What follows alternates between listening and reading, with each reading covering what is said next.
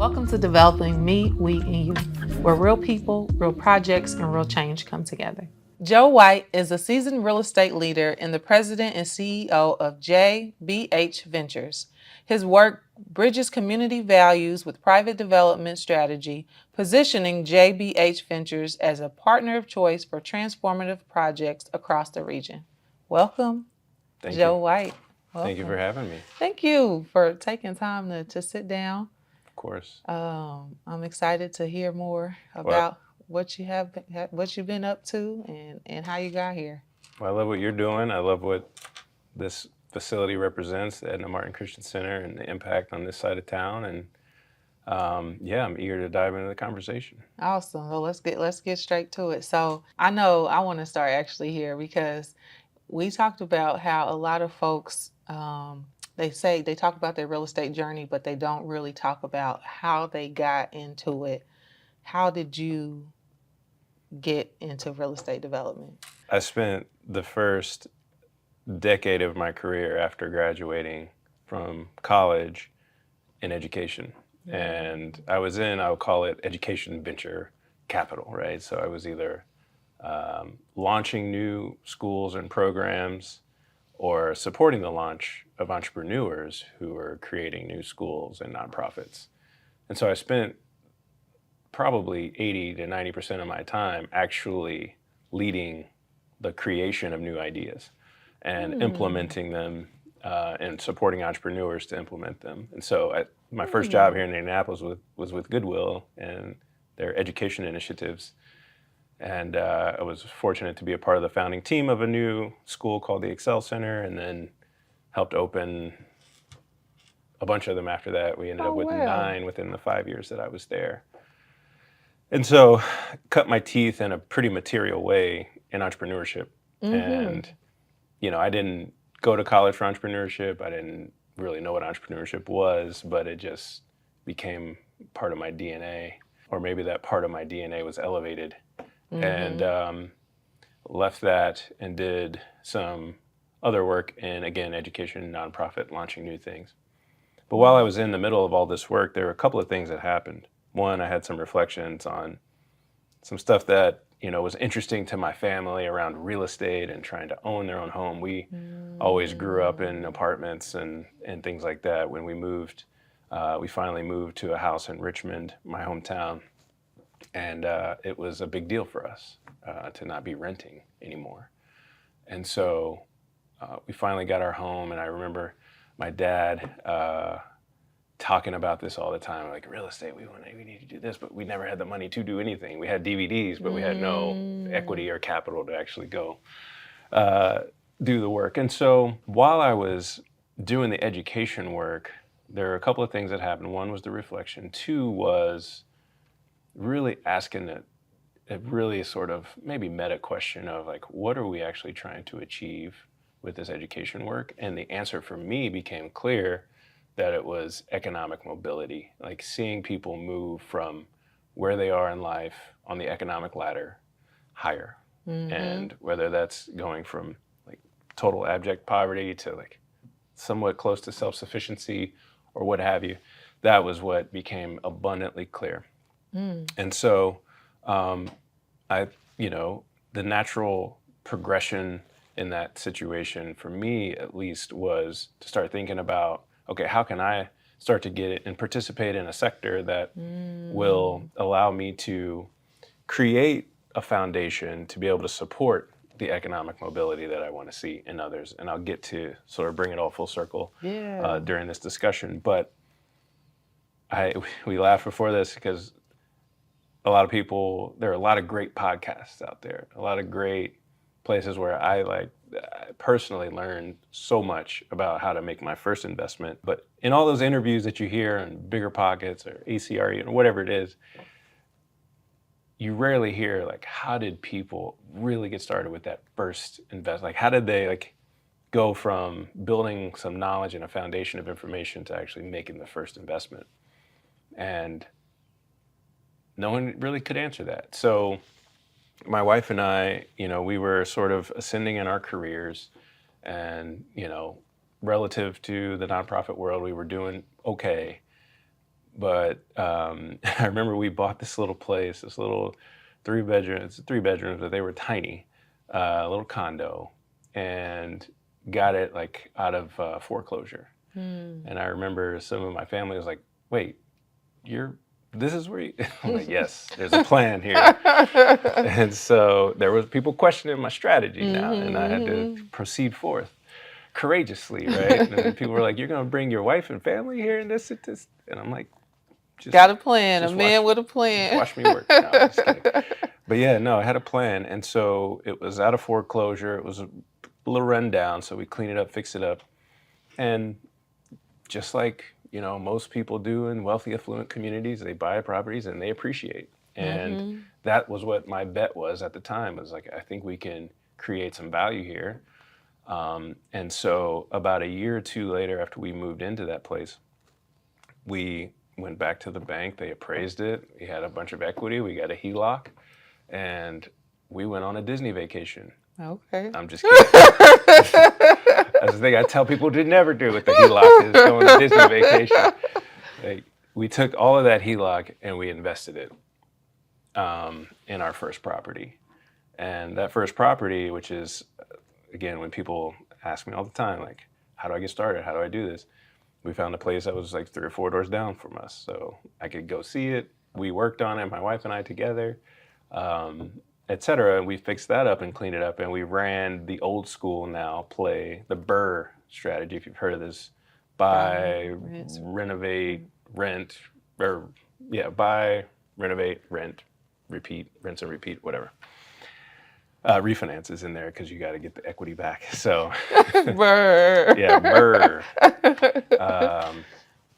So we bought this place, we cleaned it up, we leased it out, and then 6 months later went back to the bank, and they're like, "Oh, value's over here now." And I was like, it was kind of an income-based appraisal, and they liked the improvements, and so it worked. And I remember getting the first check back on the closing of the refinance, and I showed my wife, and she was like, "All right, go get them. You can go do this real estate thing." And that's all I needed. And ever since then, I hadn't looked back. So after that, I partnered up with a couple of folks here in town, and we created this little company. And we went from, I brought my one little property in. One of the person had a property, they brought theirs in, and we went from 2 properties in, that would have been 2017, 18 to a dozen by the end of 2019.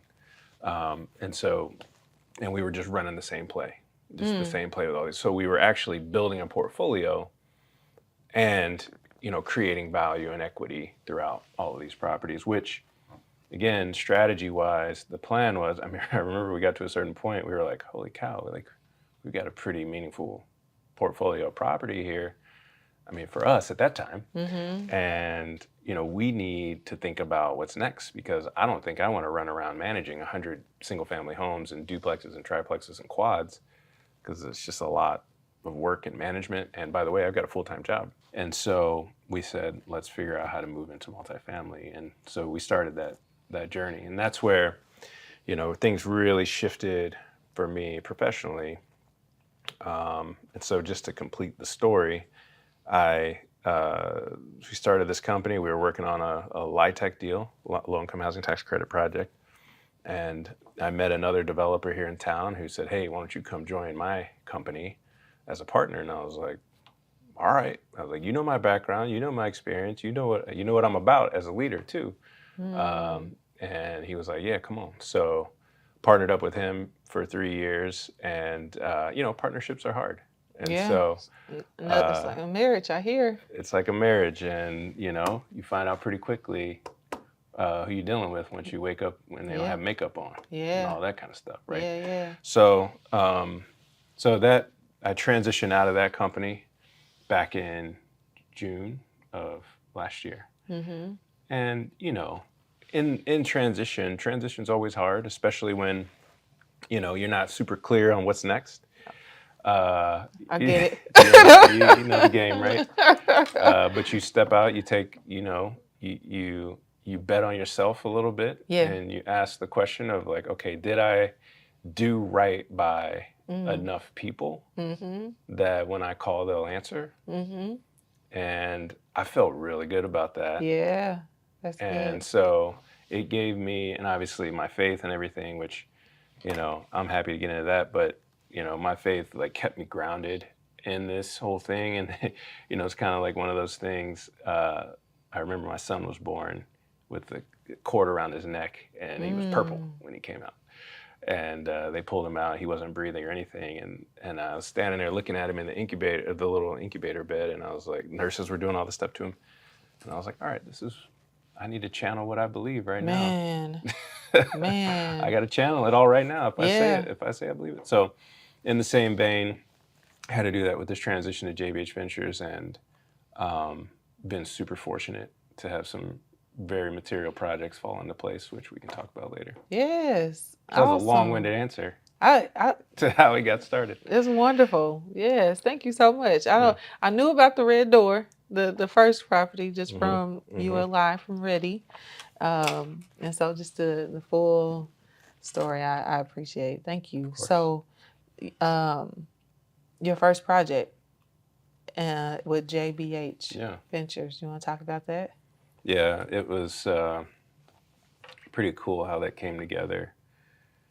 So in June, when I knew, I was like, all right, I'm going to be transitioning, doing my own thing here. I called a couple of people, as I mentioned earlier. I called some people that I had done some business with that really even prior to the company I was with. And, I said, hey, I'm branching out. Let's do something. And so, as you know, with LITech, which is the project I'm working on now, with LITech, there's a window where you apply for specifically 9%. I think 4%'s moving that way now, but there's a window when you apply, and that's it. And so that window is in July. And so this was June when I reached out to a friend who's who's my consultant on the project.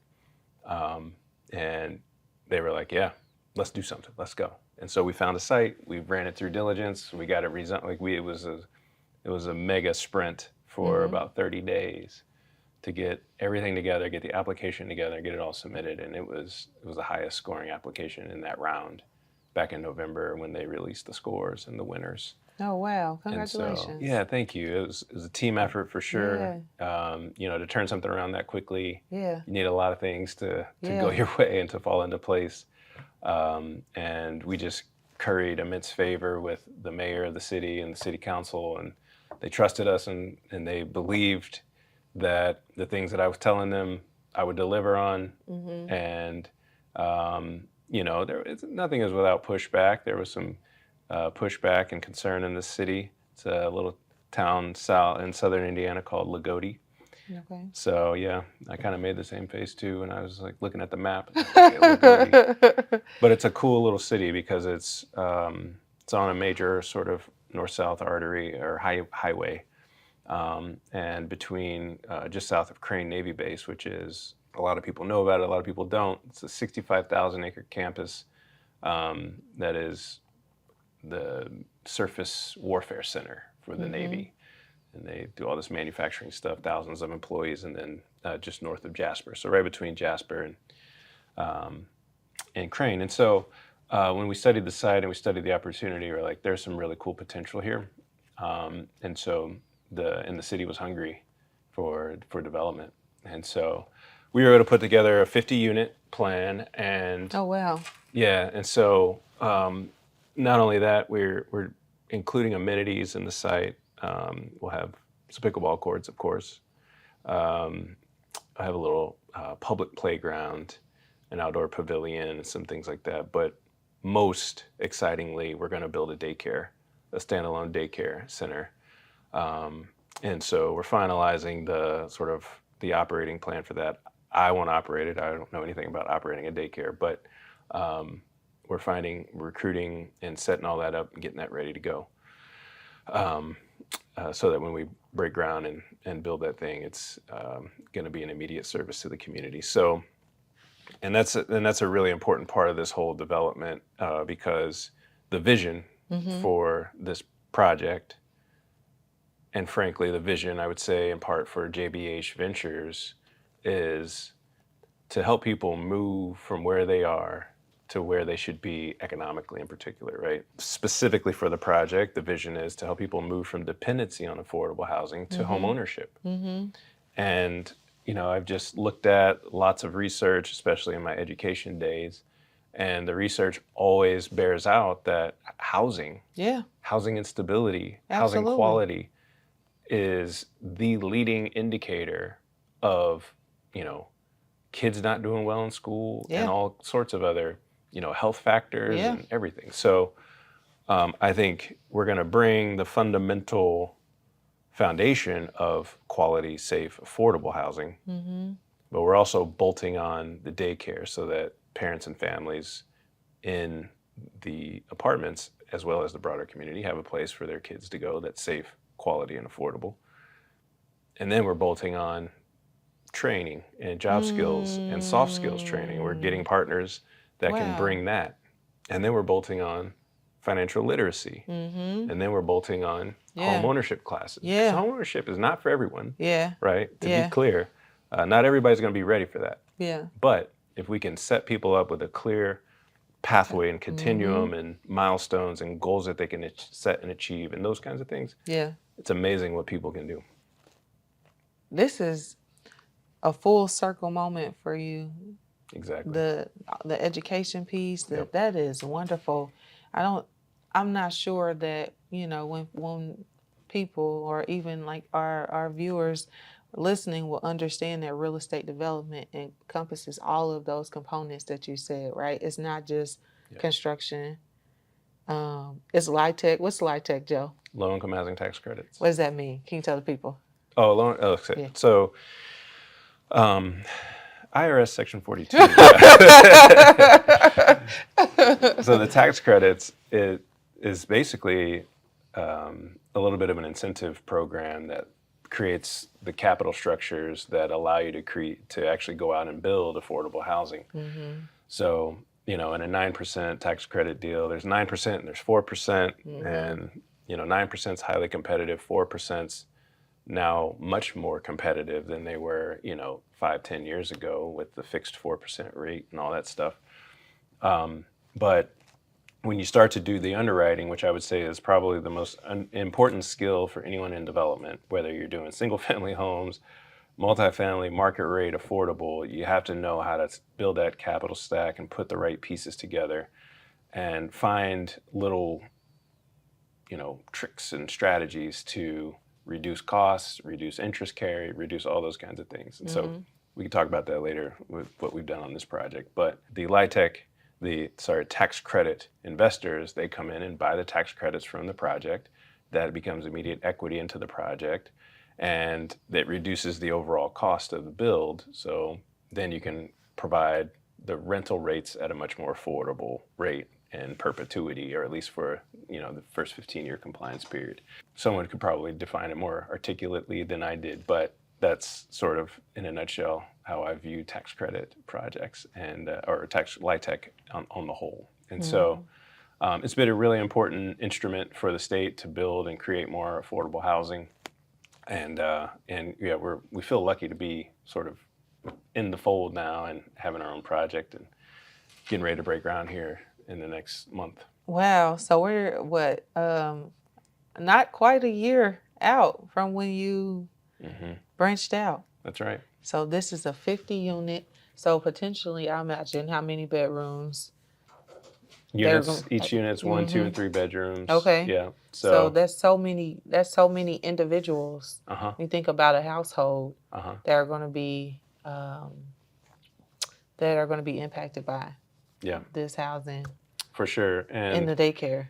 These cities and communities, I was reading something in the Indy Star today, an opinion by Dr. Hicks from Ball State, but these communities, especially rural towns and cities, and even my hometown, Richmond, which is not considered rural, but is definitely a small town, you know, these places have a really difficult time retaining people, whether it's young people that are graduating high school or college, or young professionals who are wanting to work in or around these communities. Like, again, you think about Crane Navy Base being about 15, 20 minutes north of where we are.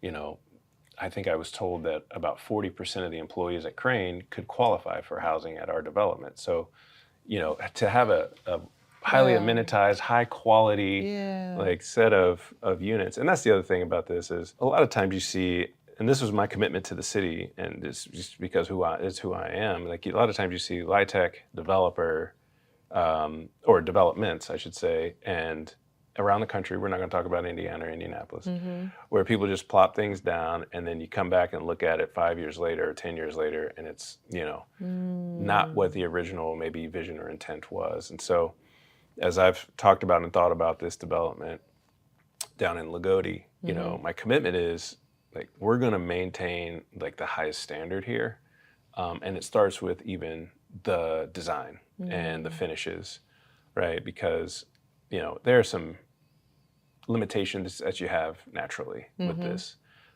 because you got, you know, a certain number of tax credits, you got a certain amount of equity that you can, or additional soft funds that you can raise to plug in and allow you to do more amenities or do the full tile backsplash, which we're going to do. We're going to do full tile backsplash. That's like the one thing that I was talking to the architect about. Okay. Like, we're going to do it because we need this thing to feel like you're walking into something that you can feel some real pride around. And so all of those little details and nuances of how you put things together and how you lay out the site and how you think about the neighbors and how you think about the interplay and interaction of the folks who live there. All of that makes a difference in terms of a person's experience, both their experience and their quality of life, right? And so those are the pieces that we're working out, and it's going to be a high quality development. And I'm really going to be curious over the next, you know, 5-10 years to study the outcomes. If we start making some real traction and headway, I'm going to find a way to commission like some higher education institution to study this, to show, like, if you put the right programs in place, and there are some examples, probably around the city, but definitely around the country, where people are intentionally designing programming to help people move to home ownership and economic stability. And yeah, it's cool to kind of, as you said earlier, have it all come back full circle. That's awesome. There are some great developers out here. It's good to sit down with folks like you, Joe, to humanize the people who are doing all the, you know, building.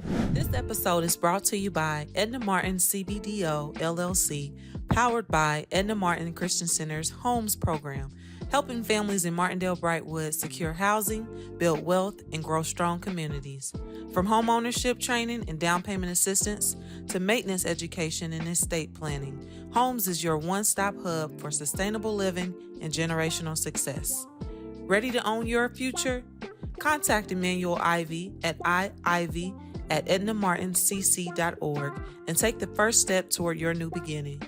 Edna Martin CBDO LLC.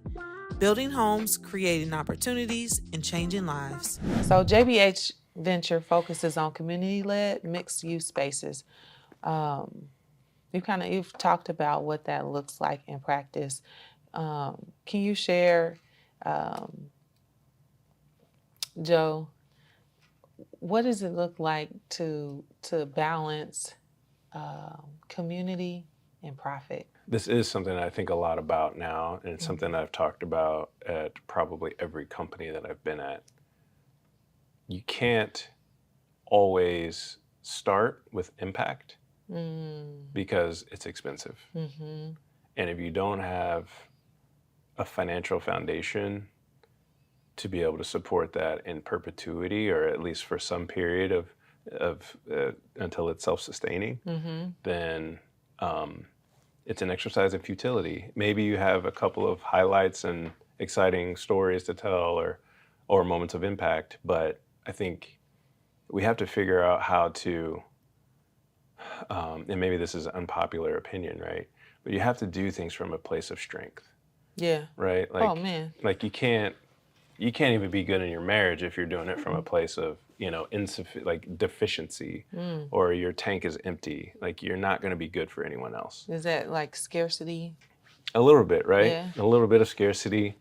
But it's largely like we see it in a lot of nonprofits. We Yeah. see it in a lot of folks who are well-intended. They're passionate about a thing. They can go out there and do it and make it happen. And then they run out of gas, they run out of money, and then the thing goes away. And so the balance for me is like, okay, and again, I've talked about this in for-profit and not-for-profit spaces.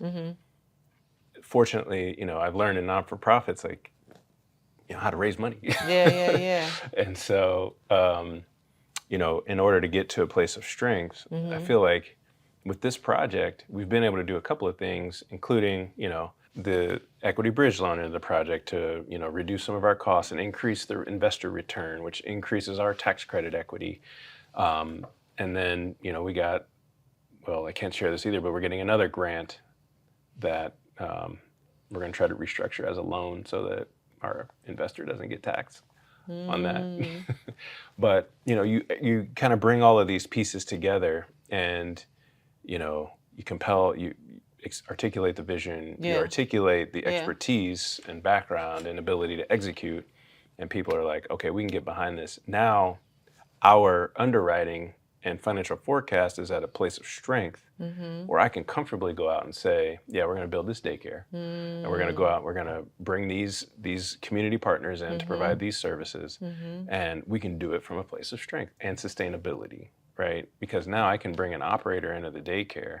I'm not asking them to go out and get a $2.2 million loan because I already got the building. So I can reduce their operating cost in whatever structure or terms we come to and make sure that the thing is sustainable, right? Whereas if JBH Daycare was just trying to go set up a daycare somewhere, like there's a shelf life if I don't have a strong foundation. So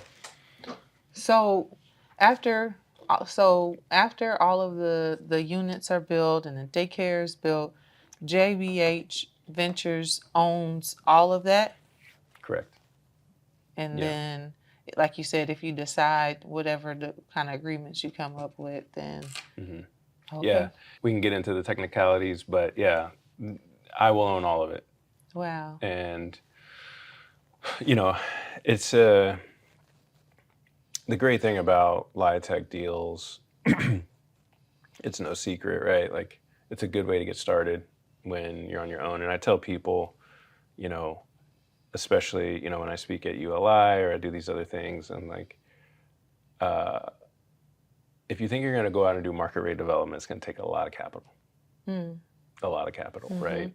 You probably need to be prepared to go out and raise probably 40 to 50% in private equity. And I'm going to say, and pause, and raising looks like going out and finding high net worth people to take a bet, make a bet on you and your ability to execute. And so, with the last company I was with, I was fortunate to be in the room with some of those conversations, and we were able to get a large institutional investor to come in a very material way on a big project. But as I thought about going out on my own, there were two things that I realized. One was, I was like, okay, I've got some high net worth connections. I can go talk to them, and I have had a couple of people, invest a little bit here and there. But if I'm in their shoes, I don't know how comfortable I am yet. When you don't have a portfolio, you don't have JBH doesn't have its own track record. It doesn't have anything that you can point to and say, look what we did, look how we executed. And so that's the beauty of this development too, is we're going to have this proof point, we're going to have this impact, and we're going to execute at the highest level here. Now, in the future, when I go into, the market rate, whatever project, now I can point to some stuff and say, look what we did. Look how we delivered on our commitments and our promises that we made. Show me the receipts. No, I'm just kidding. That's what it is. That's what it is. That's what people want to see, right? Man. That's what people want to see. They want to see that you can deliver. That's awesome. Because there's a lot of, we can get a lot of head knowledge. Yeah. And there are a lot of people who have head knowledge. Yeah.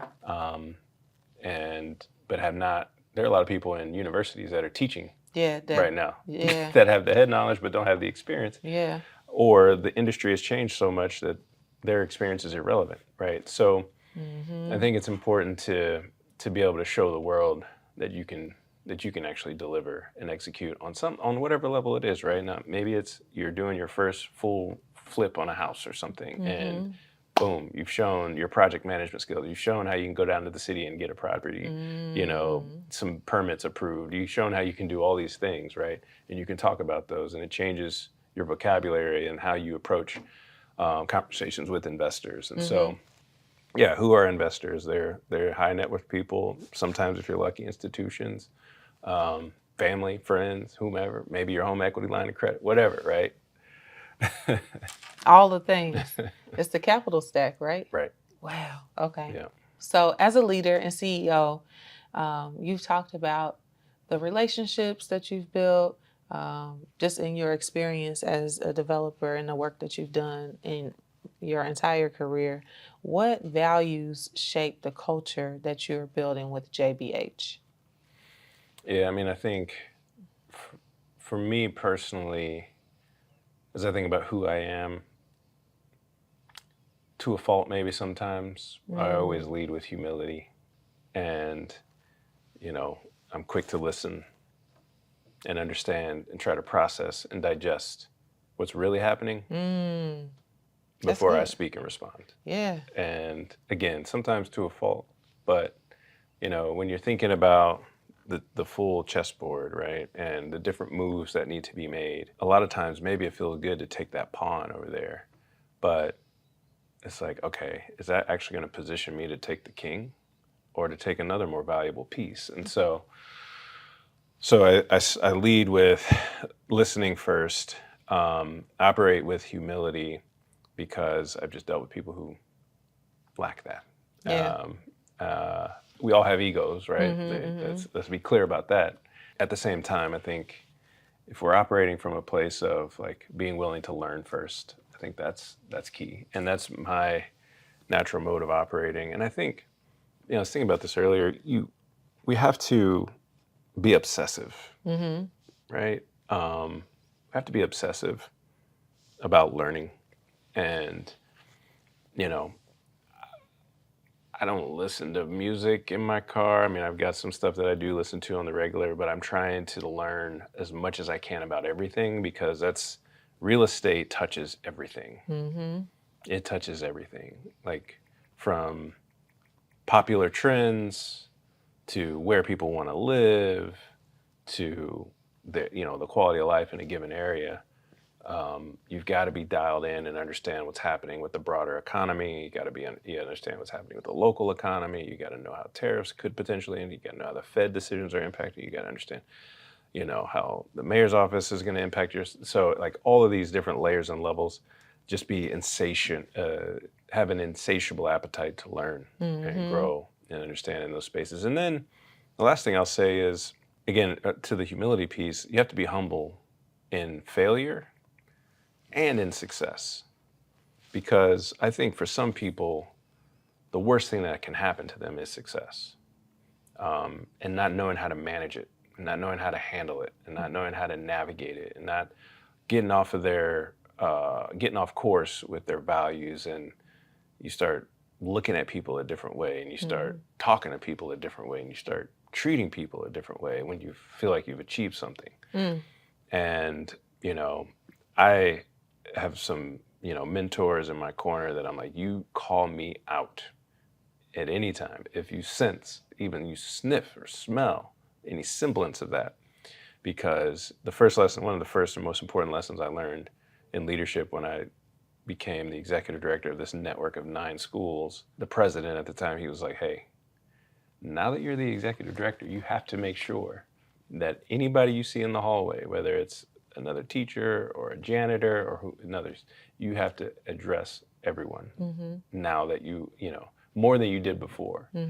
And I'm like, that's it. We have to recognize people's humanity. We have to maintain our own humility and be insatiable about learning. Wow. I feel like, Joe, I didn't know that you were a preacher. And I feel like you came and you gave a word today, which is great. No, it's great because It's again humanizing our developers. Before we leave, I want to close out with our power plug, which is what's your power plug? The one principle that powers everything that you do. And I know you kind of touched on some of this already. So if you had to sum it up, what would be your power plug? One of the most important lessons that I've learned with this development down in Southern Indiana is communication.